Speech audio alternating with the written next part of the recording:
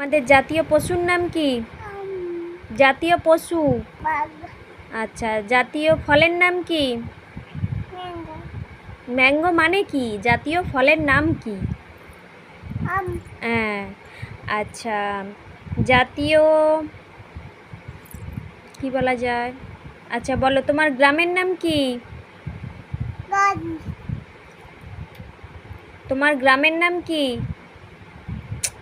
আবার সেই দুষ্টুমি বলো। হ্যাঁ। তোমার পোস্ট অফিসের নাম কি? হ্যাঁ। জেলার নাম কি? হ্যাঁ। আচ্ছা, থানা কি? হ্যাঁ। তাহলে থানার নাম কি? হ্যাঁ। বাহ। তাহলে তোমার নাম কি? লিপিজা কি?